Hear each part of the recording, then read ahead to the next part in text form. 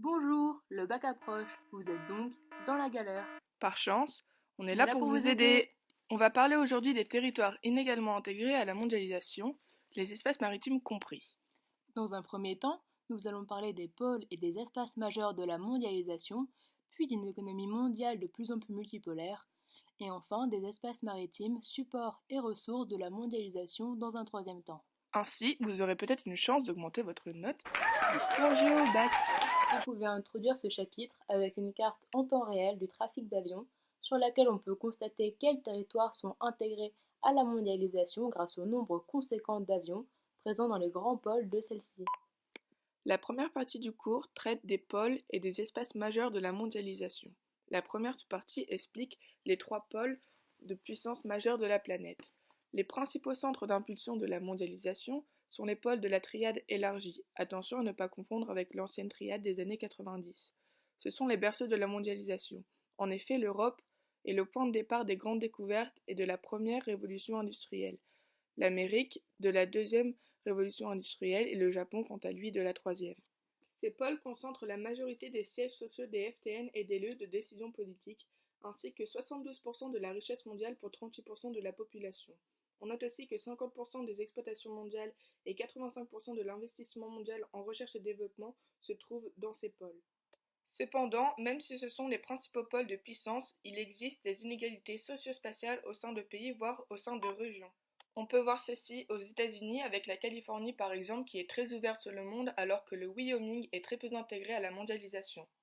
La seconde sous-partie traite des hyperlieux de la mondialisation.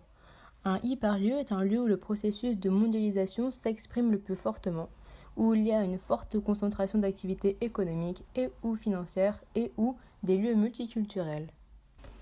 Au sein de la triade, les métropoles concentrent richesse, pouvoir et innovation.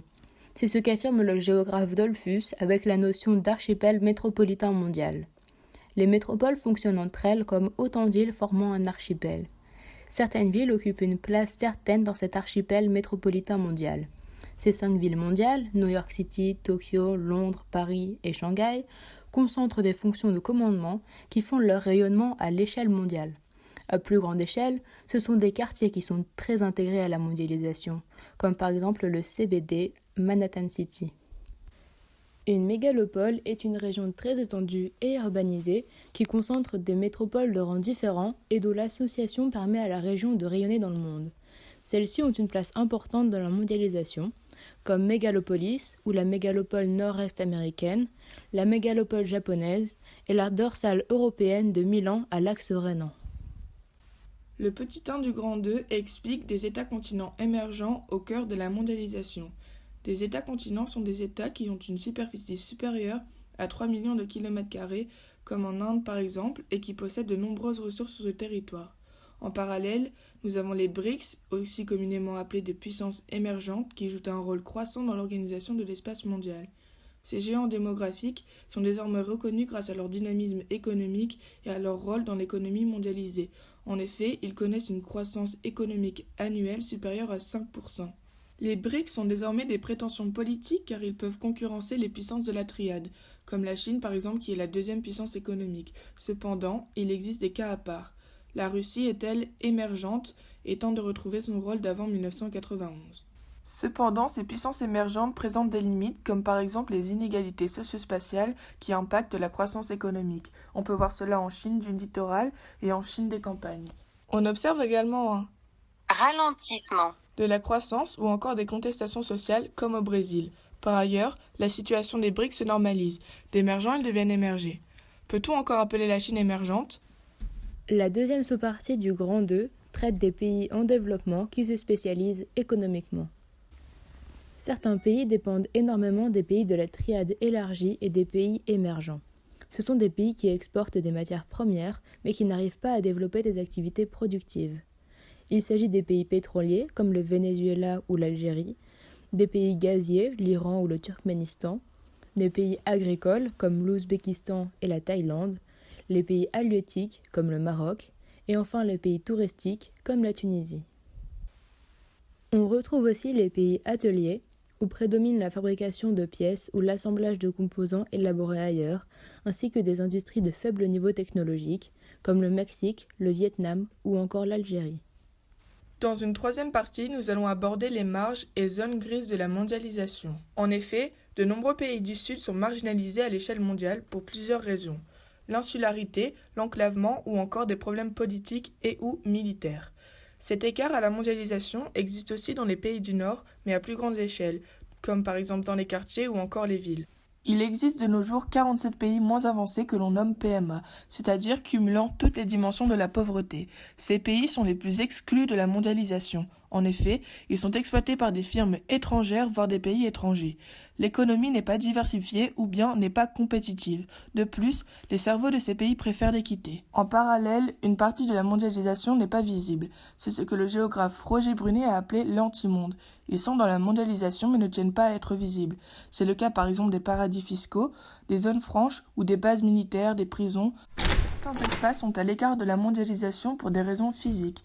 Ce sont les espaces montagnards et désertiques, même s'ils attirent de plus en plus de touristes, ou les trafics en tout genre.